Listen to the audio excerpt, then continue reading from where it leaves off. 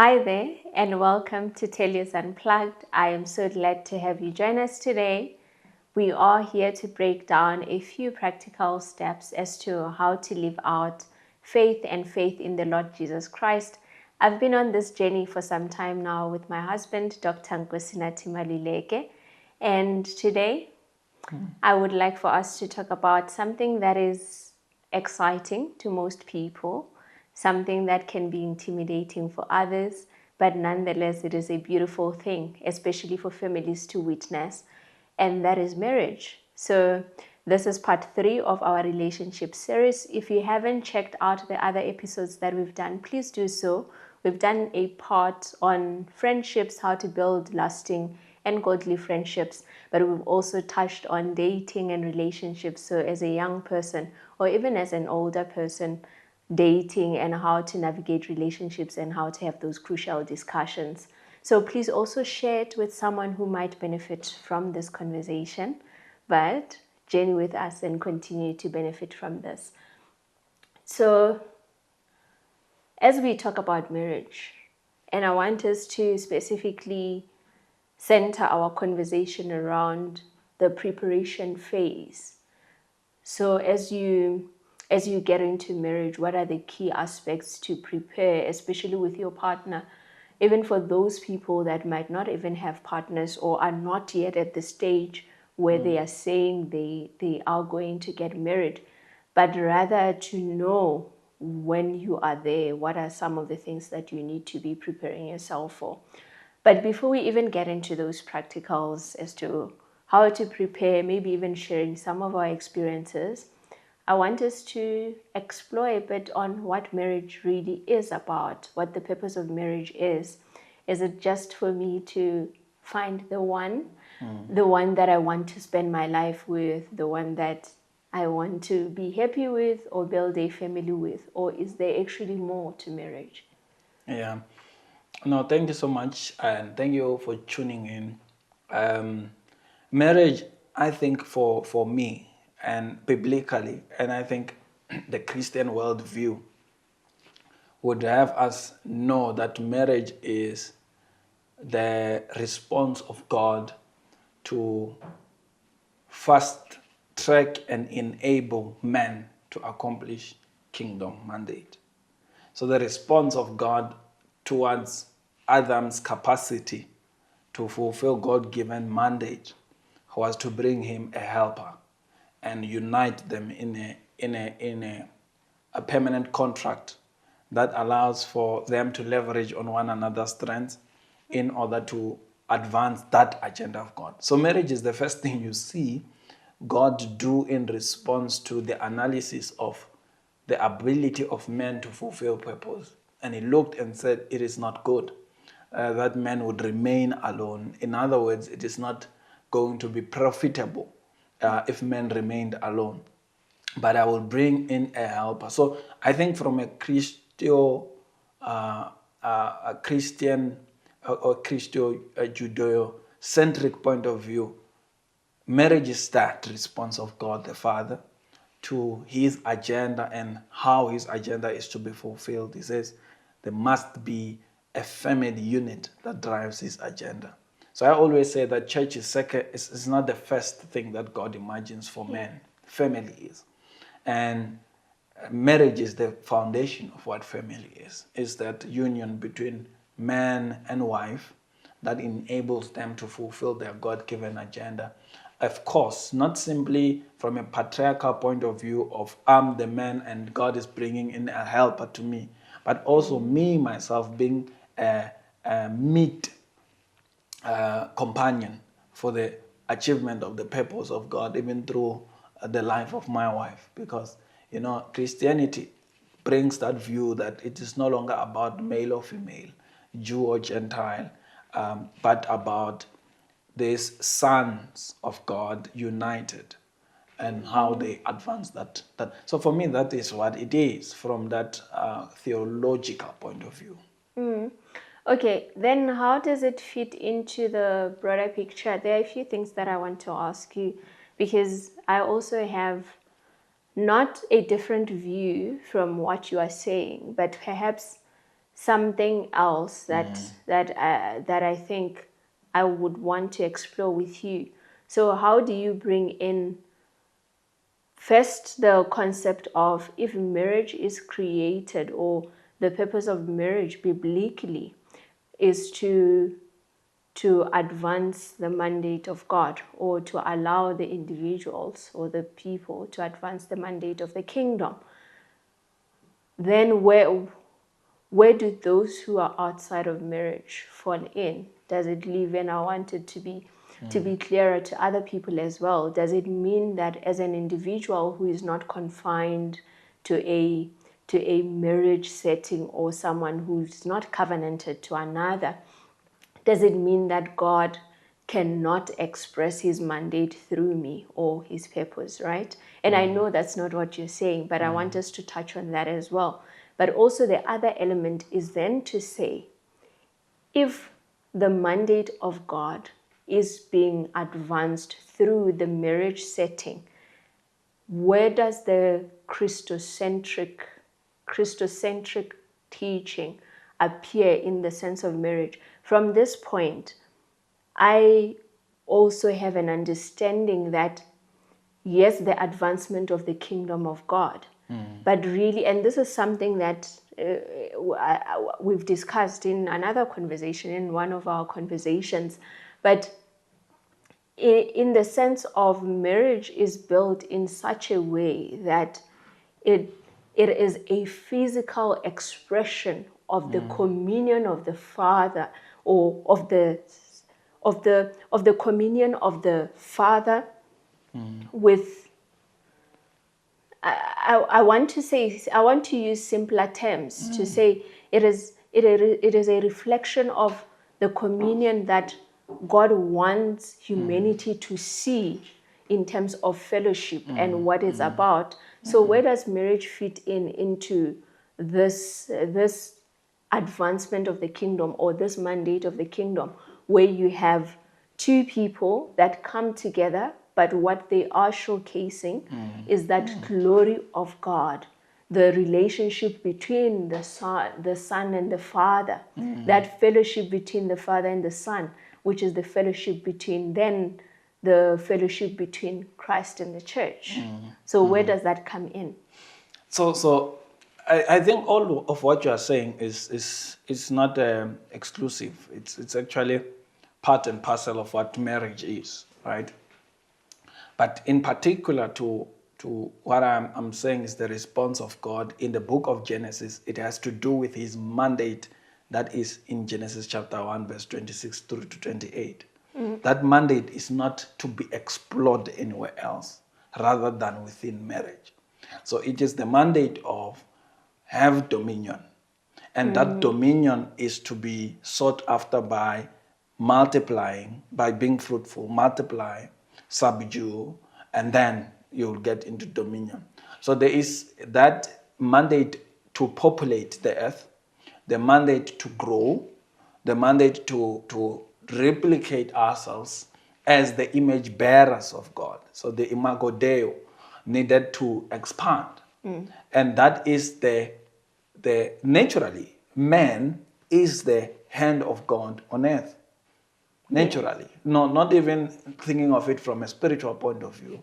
So that is the mandate of creation, is to dominate or colonize earth, and it does that through marriage. And that's what I'm saying, that it is in marriage that mandate of God, of the kingdom, is fulfilled. But you're right in saying that there are other things that contribute or constitute the mandate of God that don't fall within the space of marriage. And then we can explore personal callings, personal purposes, and those should and constitute as well let me say, an effort to fulfill God-given mandate. So I'm not saying that is not possible, or it's not a possibility. I'm talking specifically to the response of why it was necessary that God would look at Adam and say, Adam needs a wife. It was to the effect that his mandate to be fruitful, multiply, subdue the earth, and have dominion on it be fulfilled. So remember, intrinsically, we can interpret that dominion mandate to have been given to other animals as well, because they are multiplying, they are being fruitful, and if we don't multiply, we will not have dominion, because they will be more than us. So there's this sense in the plan of God that in order to colonize earth and make it a replica of that which is heavenly, he must send forth agents, apostles, and these apostles are in the likeness of mankind, Adam and Eve, being multiplied. So that unit of kingdom mandate is what marriage is. So what you are saying, I agree. I'm saying that I'm supporting all of what you are saying, but that's where I'm speaking from. And I think I can tap in now to what you're asking about, the Christocentric element of it. Yeah. So what I'm saying is traditional, is what is captured in the book of beginnings, right? But when Jesus Christ comes, he leverages on that image, and he begins to show us that initial arranging or patterning by God to have Adam have a wife was a shadow. It was a shadow. Yeah. So he begins to teach us and make us understand that it was not necessarily for marriage's sake that God created that. Yes. It was not only for what I've already alluded to as the mandate in the natural sense, but that mandate in the natural sense was a shadow of that which is to come. That is, that the seed of God will be united with his one seed. The offspring of God will be united to his one seed through a permanent union called marriage between the bride, which is the church, and its groom, which is the Lord Jesus Christ. Yes. And by that interpretation, we obviously have now a sense that the same way the church is the glory of Christ is the same way, this is as Paul, is the same way the wife is the glory of the man. And in turn, their union is reflecting of the glory of God. But I think it's a build up, it's an understanding, because in that, if we only look at it from that spiritual significant point of view, then we misinterpret the significance of it from a secular point of view. Because even the person who is not necessarily subscribing to Christianity, to an extent, they are fulfilling God-given mandate by honoring marriage. And by giving themselves into marriage, they are honoring the primal command of God for that union to be established and patterned. Okay. I think just a bit, can you touch on it a bit as to what we mean by a shadow? Because I've listened to you enough to understand what a shadow is. But perhaps for someone who might not even understand what a shadow is, when we say a shadow, let's touch it on that. So a shadow in the theological point of view is things that are happening, but they are happening as patterns or prophecies of, or they are going to have their fulfillment in something that will come in the future. So that is what a shadow is. It's a pattern that is established, but to be fulfilled when the Messiah comes, or to be fulfilled when, in the fullness of time, when Christ appears. He gives the full picture of that which was created before. That seemed to be complete, but it was not. Because it was not complete, and it was not fully revealed. It was not fully revealed, not even fully operationalized, like the law, for instance. The law was not fully operationalized in that it would tell you what to do and what not to do, but it will not give you the righteousness that it spoke about. So that fulfillment could only come when Christ is revealed. So that's what a shadow is things that were happening in the past, to the effect that they are speaking of something greater coming. Yeah, okay. All right, thank you for that. So let's now talk about the preparation. Yes. So now we have a sense of what marriage is about and what it's meant to do, or what its purpose is. But what are those essential conversations or discussions that one should have, whether with the person they are committed to, or even with themselves, for those who are not yet committed to getting married? But what are those essential conversations or principles or a foundation that you must set as you are preparing? We're talking about before the day you say I do, or before you have signed, or you say that you are someone's wife or you're someone's husband. So I'll go first. Yes. I'll go first and just touch on maybe a few things, but we can talk about a few of the things that people need to prepare for. So for me, I want to talk about not outside the person, but between the two, because there are some principles, foundations that you have to prepare for on your own. Then there are things that you need to prepare with your partner. So one of the things for me is just having open conversations around expectations and boundaries with the person you've committed to. And expectations in many things, it's not just about one thing, but an expectation or setting a baseline for yourselves as a unit to say, what is actually your expectation around things such as finances, for instance. Finances, how do you view finances? What do you think about this? What is your expectation? Do you expect me to be pitching in? For instance, now I could be very traditional and say that no, but where I come from, I was taught that the man must do everything. So I can't be pitching in, I can't be doing anything for us with my money. My money is my money, your money is our money. So those kind of conversations and expectations, to not assume, right? Which is very crucial, but that's just one. So I want us to talk about these things, the expectations. What expectations do you set in a way for someone else, not necessarily you as an individual, but what are those things that people should start having, the conversations that people should start having, even from a using biblical principles as well, not just how, oh, I've seen my neighbor do this, but I know friends or my mentors do this in such a way, but preparing in a biblical manner, but having those crucial conversations as well. Yeah, no, definitely. Expectations are everything, actually. I always say this to young men, that I think the most important thing for me when you are particularly looking for a partner, and it's part of preparation, you get to a place where you feel ready. Yes.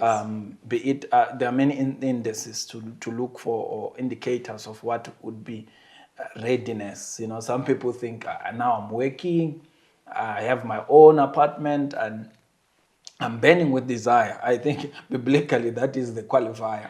If you burn with desire as a man, Paul says that I would have you not marry, so that your mind is focused on the work of the Lord, Yes. and then you are given to the Lord. But the exception to that recommendation is passion. If you have passion. So biblically, that is actually the qualifier for marriage. Not even outside, the other things being considered. But there are other indicators in our society because of many reasons. But when you are ready, I think what men must do, and women alike, is that don't settle.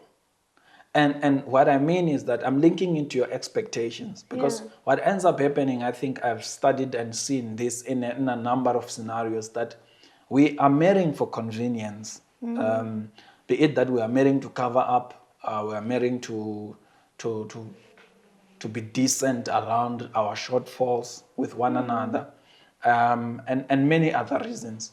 So in that way, you marry for convenience, you have settled for that which you'd never imagined to have.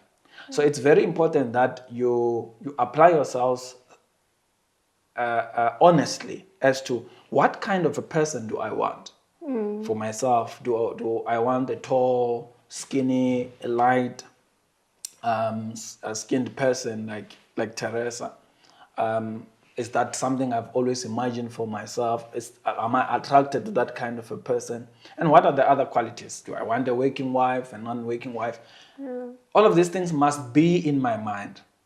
I must know them. I must think about them, and I must look for them actively, so that even by the time we're talking about expectations, I'm already clear on, I expect this because that's what I was looking for. And that's what, at least on face value, I thought you are bringing to the table. Yeah. Because otherwise, I think many people settle. Many people have to make concessions and sacrifices, which I think contributes to unhappiness in marriage, because you'll constantly look, at least subconsciously, you'll constantly look for things that this person is just not living up to. But it's because you never really applied yourself. So Yeah. I think it's quite important. So expectations are important. Even besides the person, but expectations in the sense of what you want for yourself. Your own individual expectations, right? I like what you're saying there, and there's something that is I do agree with that, because I think what most people fail to do, which is a trap that I believe is leading to failed marriages or unhappy marriages, is that, and to your point, that you have not necessarily envisioned what you are looking for. But I think even with that, there is no view of the long term, of Okay, yeah. the view of the long term, because you have a person that maybe you are committed to and you're seeking to marry, to be in marriage with, and your view is really around the next 5 years in a way, or you're thinking, okay, I know this person, we are 20. Let's just give it an example. We are both 20, or one is 20, the other is 22, whatever age that is. But let's say we are young, and your view is, okay, this person is maybe studying, or they're finishing up their studies and they're going to become a doctor. For instance, with you, they're going to become a doctor. Okay, they will be fine. But I don't think we explore enough the fact that if you are 20, you still have at least 50 years with this person. Yeah. 50 years that you need to live out. We don't plan that far. We don't think that far. You don't think, okay, but this young man at 20, what is this man going to be thinking when he's 40?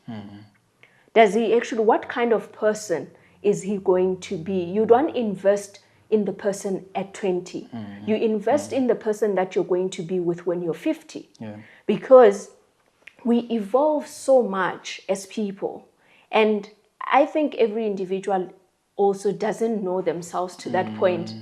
At 20, at 25, at 30, you're still learning who you are. Yeah. You change as well. You're discovering yourself as you move along, that, oh, okay, I'm this kind of person, or I love this, I don't love this.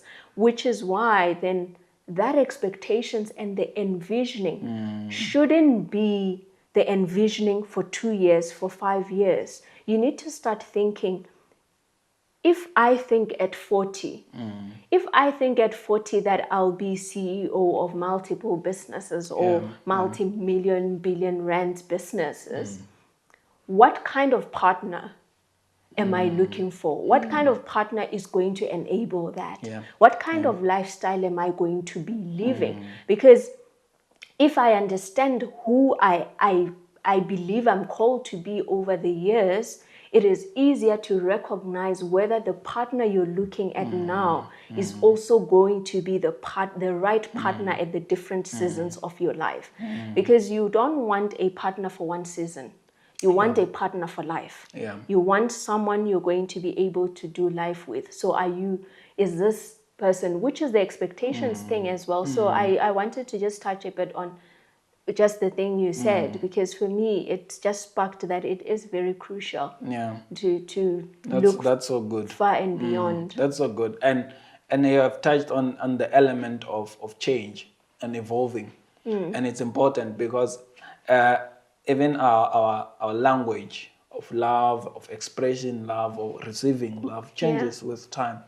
And I think that's quite important in the sense that perhaps we need to dig a little bit deeper on what our expectations are.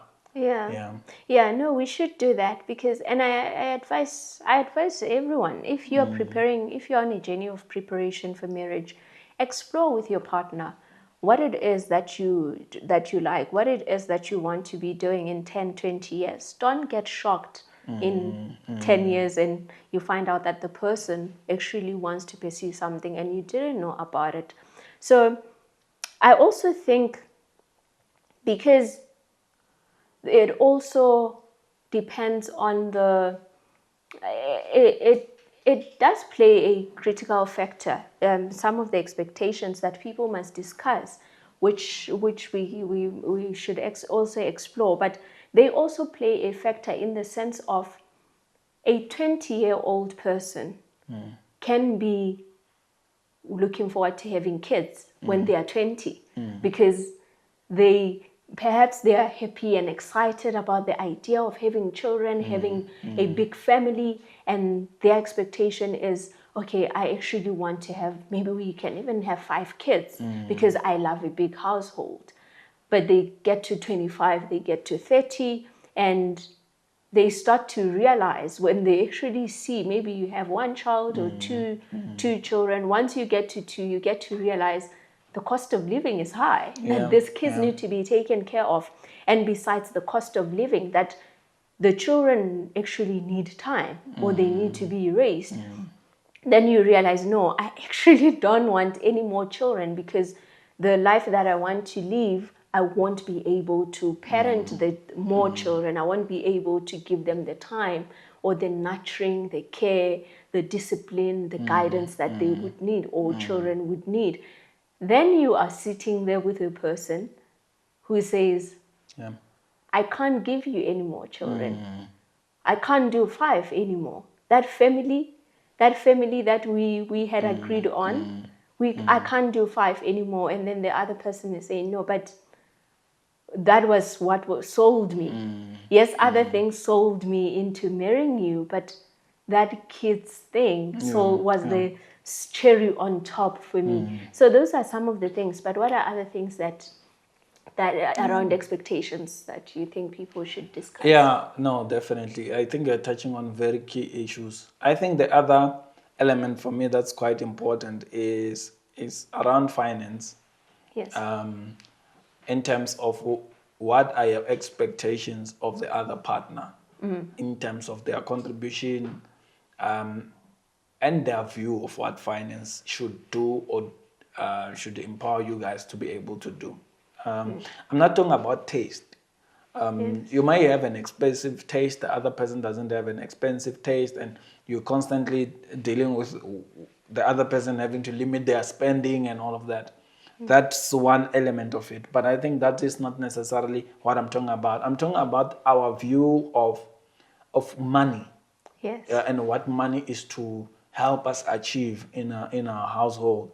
I think that is an important conversation to start getting into. You can't exhaust it initially, but to have a sense of what kind of a person are you marrying, or are you intending to marry? Is this person a builder from a financial point of view? And what do they sense in terms of their responsibilities towards money?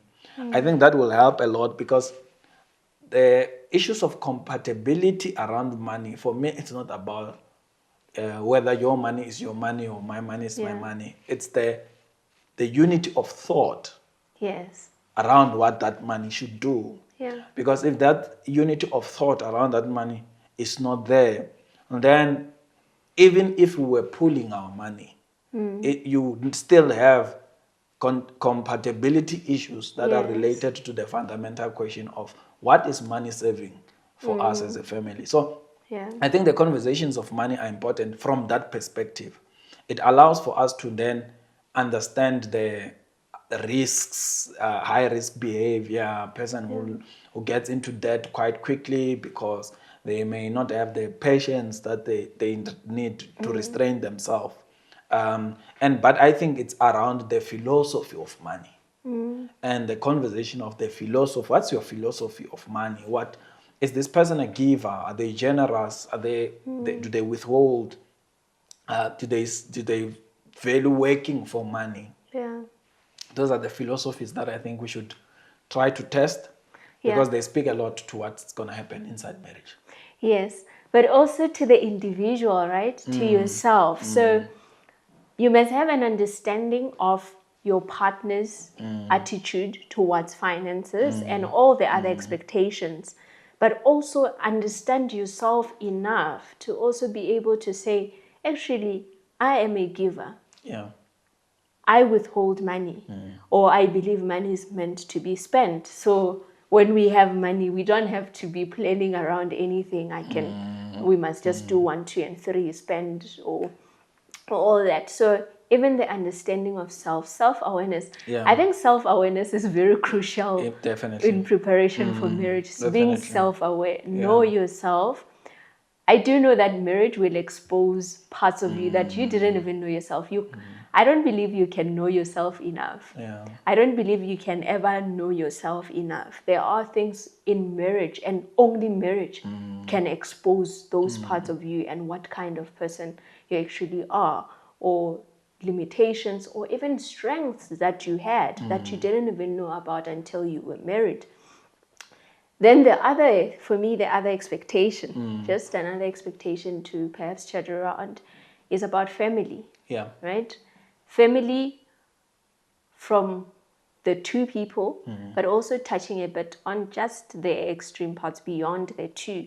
In terms of, we touched a bit on the children part to say whether you want to have kids or you don't want to have kids.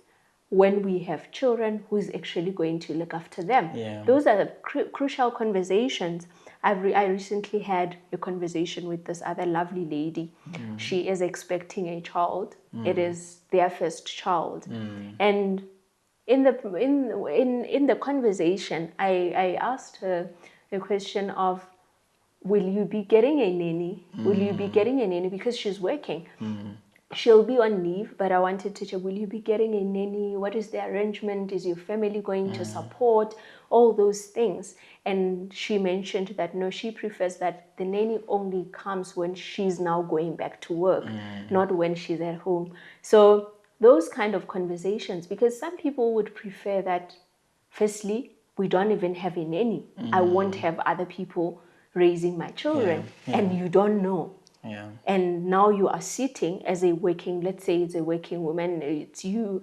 I mean, it's not only women who look after kids. Even looking at you, you're such a good father, very active, very present. So it's not only women who look after kids, but you don't want to be in a position where now you are with a child and it's time to go back to work, or it's time to do things, and your partner or your husband, your spouse, your wife says, no, but my child can't be looked after by a stranger or another individual, and I'm not comfortable with getting a nanny. Or even elements around, how do you actually want to raise kids? What do you believe? How were you raised? How was your upbringing? What did your parents teach? What did you learn about parenting from your parents? What did they do? Did they beat you when you were naughty? What did they do as discipline? What are those? Because we have underlying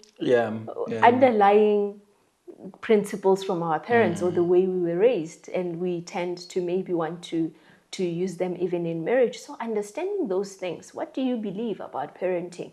What do you believe about children doing this kind of things? Are our children going to be playing around, or are you the person who doesn't want kids who play around? You don't want dirty kids. I'm just giving some examples that I know matter to some people. They matter to me as well.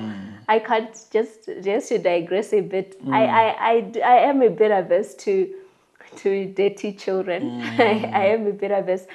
But I think it's also informed by the fact that our child is not mobile. So the fact that she's not mobile, she doesn't play around and she doesn't get dirty.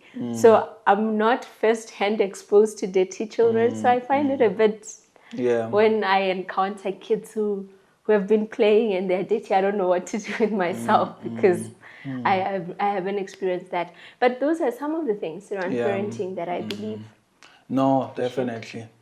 And these are difficult conversations to have in the preparatory phase, even in the first 3 years of marriage. Difficult because they are not necessarily things that you are consciously dealing with. You know, the trap of premarital, particularly people who have now decided to get married, is that they are too consumed with preparing for the day, right? For the Yeah, wedding. preparing for the wedding. Yeah.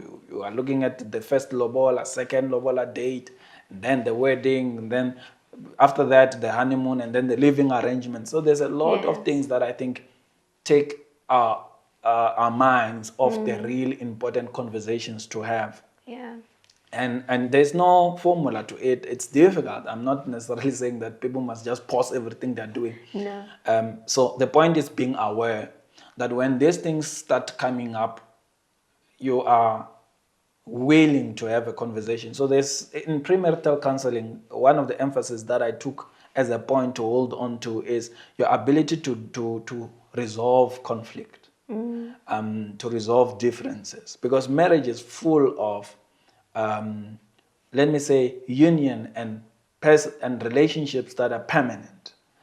It's not just marriage, but in particular, marriage will expose you to that responsibility of negotiating, Yeah. not of compromise, but of negotiating, because it's a constant environment where we need to negotiate. We need to negotiate from a perspective of even, I don't want to talk about it, but the other person does want to talk about it. Yes. So that is even in a negotiation to conversation. It's already negotiating. It's dying to self. And that is the Christian hallmark of marriage. Yeah. It's death to self, death to even what I had imagined a husband is. So that I also start to learn that, but who is Theresa's husband, or what is Theresa's husband? I may have a view of what a husband is, but I may be falling short in the necessary sense of what she perceived as a husband. And that constant negotiating, even with self, is something that I think is the edge, is the requirement of marriage. That's the thing that will keep you married, is are you able to negotiate? Yeah. And I'm not using the word compromise, Yeah. because compromise insists that you leave yourself vulnerable. But negotiation means that we are going to come to a place where a win for her is also a win that I attribute to myself. It's always a win-win. And a win-win doesn't mean I won anything, but the marriage won. Yes. So that view, I think conflict resolution and a willingness to negotiate, for me, will go a long way, because these conversations that we're trying to spark and stimulate in your mind are not conversations that are always possible to have, even in the preparatory. And to my experience, even in the first 3 years of marriage, they are not possible to have because you're preoccupied by even the domestication process of being now living in one place, managing your right or your perceived entitlement to self, but within the context of an environment where there's constantly someone there. You come back from work tired, There there's is someone to someone. report to Yeah. or to ask permission to take a nap. So that is, I think, important to understand. Yeah, I think that is a very, above everything. I think that's the thing of marriage. Being able to let go of the selfish nature of man, of mankind, right? Because you're so used to being an individual your whole life until that point that you get married, that you've been an individual. Well, besides maybe your parents, you haven't had to report to anyone. You didn't have to stay so closely with someone who, if you're feeling down, you still have to talk to. Yeah. If you're happy, you still have to talk to. So it's the idea of letting go of self for another is, that for me is where you can now say that I think I've given myself to marriage. Because the Bible tells us that two shall become one. Yeah. And sometimes we mistake it for the two shall become like two living in one. It's like you take two things and you tie them together. And that's not that's not what marriage is. It's not taking two things and just tying a rope around them. It's it's the two becoming one in the sense of, it is not, and becoming one doesn't mean sameness. Yeah. which some people can mistake marriage for, it doesn't mean that we are the same. It means that we are one in purpose, we are one in values, we are one in vision, we are one in direction, which is why you can die to self, because you know you are going in one direction. Why not? If you are going this way, because we have become so one in vision, in purpose, in values, I don't have to worry. If you come to me and say that, no, I took money, I took our money and I did this today. There is no questioning if we are going in one direction, because we have become one, oneness of mind, not sameness. Not same. I don't have to say yes. I don't have to be your yes man. You don't have to be my yes man. It's a thing of we are of one values, one mind, one vision, and walking in the same direction. And that's what marriage is. And until two people, which is why you have to talk about these expectations, because until the two become one, it is very difficult to live out the marriage. Until the two become of one vision, one purpose, one goal to the glory of God, it is difficult to live out the marriage, which is why you would have conflict, you would have people even saying that, no, I'm signing out of marriage, I can't do this anymore. It is that concept. All right, so just maybe as one of the last expectations, I think they're also the expectations, just touching on the expectations with physical intimacy as well. Physical intimacy and perhaps even the element of not necessarily gifting. You touched on it a bit, but the love language. So setting and discussing expectations around physical intimacy, but also the love language, what it is that you think, and it will evolve over time, but having a sense or an idea of what actually matters to the person. I know you and I have spoken about this before, the concept of, I said to you, I can't remember the conversations are but I said to you that what you may see as support, the other person may not see as support, because you show up for people the way you think or believe that we would want someone to show up for you. But maybe the other person didn't want you to show up that way. Maybe they didn't want you to come visit them or buy them things. Maybe they wanted you to just come and sit with them and say nothing. So to have that level of understanding of what your partner experiences as love or being heard or being supported is also one of the things to consider. Yeah, definitely. Yes, so the physical intimacy thing, setting expectations. Do you want to say something? No, definitely. I think we don't have enough conversations premaritally around intimacy, and in particular sexual intimacy. I think it's traditionally it's been a place that has been kept off conversations because we are also trying to build a community that is responsible and a community that is abstaining, particularly from a dating downwards point of view, teenagers and all. So that's the language of the church in particular, and I speak for the church. So we don't necessarily get to a place where we now say that, look, you have to be intimate and you have to enjoy intimacy. You must seek to be immersed fully in the experience of being intimate with your partner. Love intimacy. And there are many issues that I think are important conversations to have around intimacy, because there is also so much noise that is clouding our ability to be intimate with one another. And even without looking at the things that are, let me say, are weeds being planted in the field, but sometimes even our own personal challenges and personal difficulties impact on our ability to be intimate with the other person.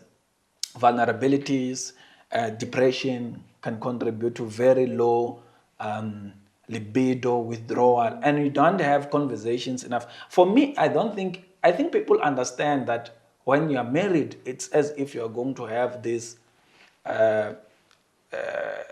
experience of intimacy that you had been wishing for, right?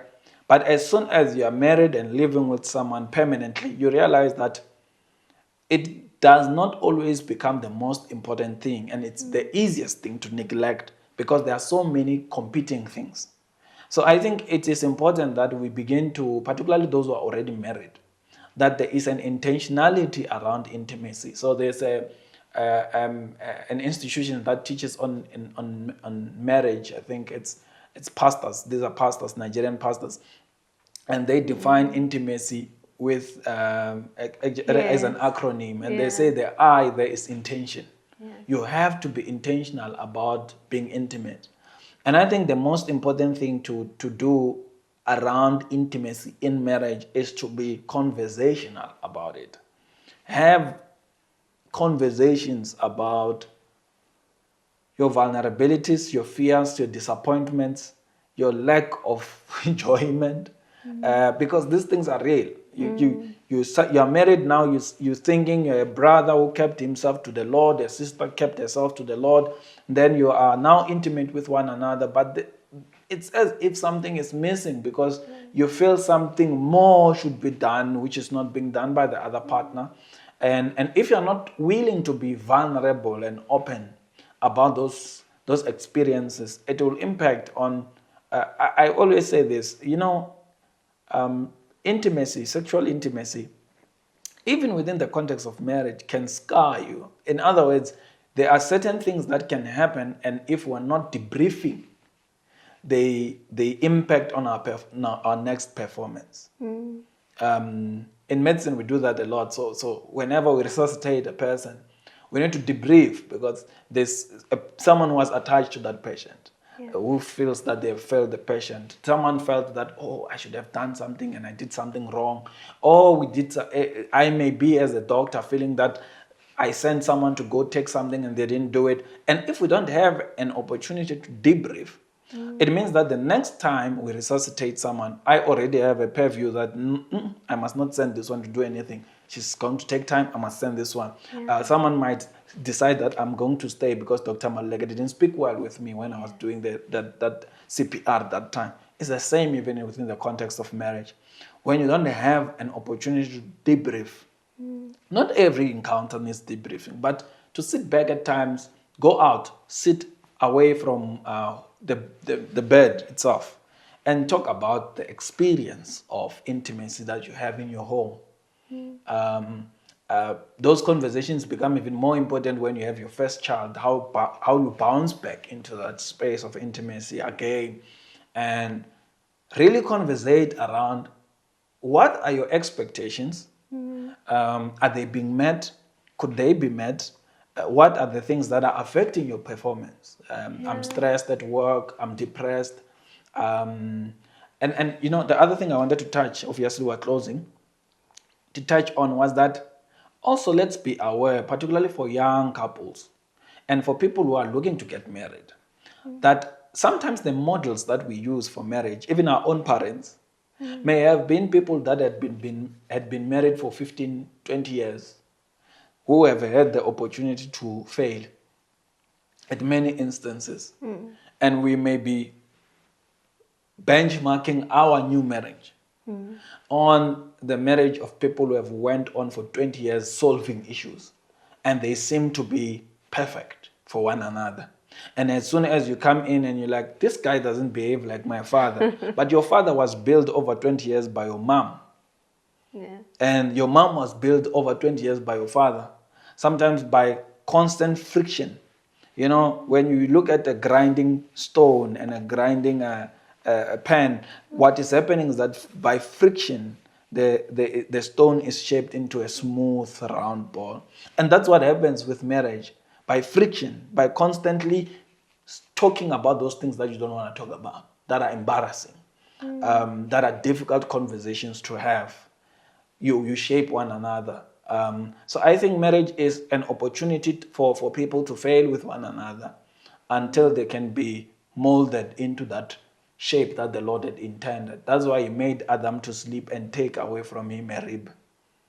So he left Adam unwhole in order to be completed by someone else. He could not complete himself. I mean, scientists who are biblical would even want to prove that Adam was now having 11 ribs this side and 12 ribs this side, because ribs are 12, 12. Yeah.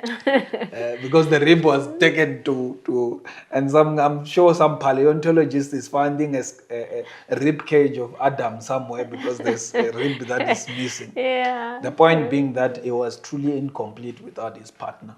And I think the conversations that we must have are to shape us and mold us to that person that the Lord had intended for, that we may be complete with one another in one another's embrace. And of course, marriage is never picture perfect. It's the angle you get it in. You know, you have people who have said the best side, so the picture may be good, but it doesn't mean that if you are struggling inside your marriage, that's not what can be beautified with time. Yeah, but also that marriage is good, and that Marriage will is never good, yeah. change. Marriage I is know. good, Superb. and we must encourage marriage. It must be encouraged. It is a good thing. There are two things we want to close, and we want to move towards closing. There are two things that I still want us to talk about. I feel as if we have done injustice if we don't speak about this too. The first one being about just the preparation for change, just generally preparing for change. Then the second one is just the reminder, the reminder that for you to be the best version that you can be in a marriage as a believer, it flows from you being the best submitted version to your Lord, which is God, right? Being able to say, if I am submitted to God, to be taught, to even be corrected by the Holy Spirit, to say, no, there you were wrong. But let's start more about the preparation for change, just touching on it a bit, because I think it's very crucial that even before you enter into marriage, you have some form of an understanding as to how to prepare for change, for any life-changing circumstances that may come, but also to interrogate how you as an individual will respond to change. Well, how are you going to respond when your spouse loses their job? That's a major change. As a woman, perhaps, how would I respond if suddenly you were unemployed and we didn't have you, or we didn't have that? How would you respond if I suddenly fell ill and you have to take care of me, or you have to take or if something happened, but even things change, how will you respond after having a child? Will you still have the same self-esteem, or how you view your body? I know that some women go through this too. After they've had their first child, they might feel as if, okay, I don't love my body anymore. Perhaps even my husband doesn't appreciate my body. That preparing for life changes, to know how you're going to respond, or to be, I would say, extending grace both to yourself and to the other person. So maybe touching a bit on that, then we'll touch on the last element, and we'll I think you have the summed it up conversation. well. It's important. It's important, and I think even positive changes are important to understand.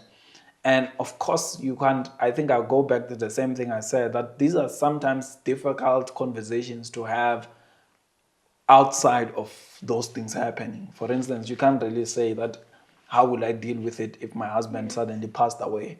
You can never be taught how to respond to those kind of things. I think that it's important to have a preparatory phase that allows for conversations like that to happen. So premarital counseling is important. There are churches that offer premarital counseling. Yes. And I recommend it strongly for people who are intending to get married to one another to go and do premarital counseling. And also there's counseling like therapy point of view that I think is important. I think it's important, particularly where resources are available, for us to go and have conversations with therapists that will interrogate our view of life, and what are those things that are affecting this view.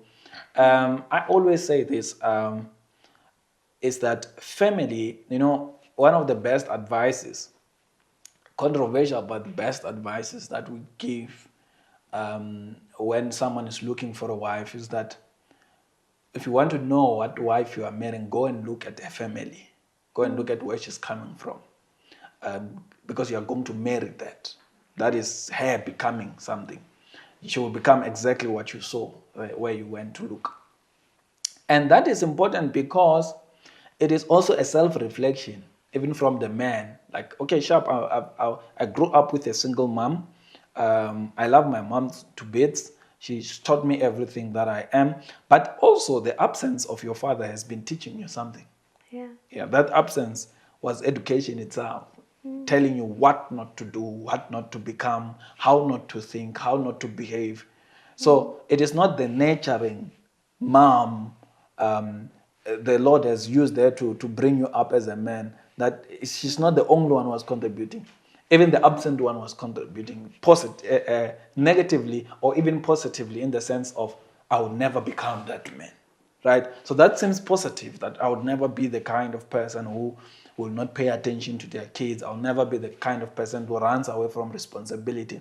But that education in the subconscious is also making you rigid and blindsided to certain things in life.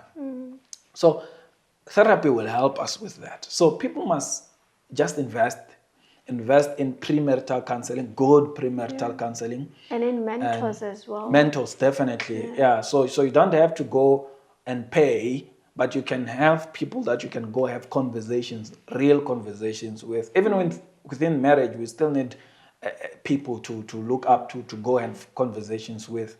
And then, of course, counseling. For me, counseling is quite important. Even spiritual counseling, so counseling that can be done by a pastor, but a one-on-one counseling, and not necessarily for prayers, but to get to the point of, why do we even need to pray about this? What are the issues that we are afraid of? You come up from a family where, let's say for argument's sake, every firstborn child, all your sisters, your mom, miscarried their firstborn.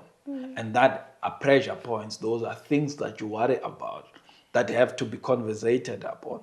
And of course, we pray around those issues, but also conversationally, what does it mean for you? So I think premarital counseling is important. Premarital therapy, spiritual therapy, mentorship is important. Yeah. You sparked a thought there, but I'm going to pause it for the sake of time. Like any other of our conversations, there's always room to expand and to keep talking and exploring different things. But then let's just one last thing to say that I think you are the best spouse you can be based on how best of a son you are. And son in the sense of son to father God, right? Because do not expect that you will listen to anyone else if you don't even listen to God. Do not expect that anyone can correct you even if you can't even be corrected by the Holy Spirit. So that's what I want us to close this conversation off with, to understand that even for those people that are preparing for marriage, and even those who might be in marriage, to say that just because you've now become one with this person does not mean that you neglect your true love, your first love. You don't neglect the Lord, because and you would see it. I've also experienced it, dependent on how I feel as a son with my father. It reflects in how I behave, or how I think, or what I believe to be true, even in our marriage. So not neglecting the discipline of prayer, not neglecting the discipline of fellowship with the Father, to get wisdom. Lord, how could I be a better wife? how do I actually become a wife to this person? Lord, how am I a husband to them? Can you tell me about this person? Can you teach me how to love them?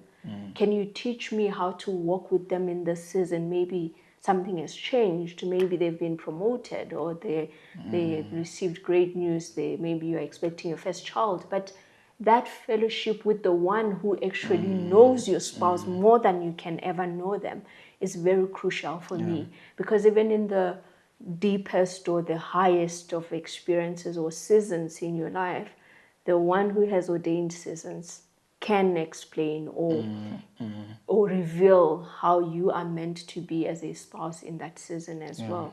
So I wanted us to bring it No, like 100%. that. 100%. I fully agree. Okay. Any last words? Any parting No, shot? I agree with you fully. I think what you said as last words will suffice, it's just that important. And I think perhaps let's bring in this element of let's pray together. Let's study the word together. Let's do this Christianity together, because I think that offers you an opportunity as well, particularly for what I've seen with people who are Christians, even from my own experience with you, is that we don't have a lot of things that we do together. Because also prayer takes time away from one another. So we are praying separately, we are studying the word separately, we are in services, so there's just so much time we are spending in the name of the Lord, Yeah. but outside of his covering as a couple. Yeah. Maybe that's another conversation. I'm thinking of something else. But maybe we should have another conversation. But we'll have more of this conversation. So we'll explore other things as well. But I think for today, that would be it from us. I do hope that you were built up, and for the person who's preparing for marriage, that you've taken some notes to begin to understand what kind of conversations with yourself and with your potential partner to have. But even to those who are married, it is not too late to start having these conversations. It is not too late to start implementing some of the things we've spoken about. Perhaps something sparked a thought in you of what you can do from here. But please let us know what you thought of this conversation and what you'd like to see coming from us. Maybe other conversations that you would like for us to explore even further, or something else entirely that you would like to see being addressed on Telios Unplugged. But until next time, stay blessed.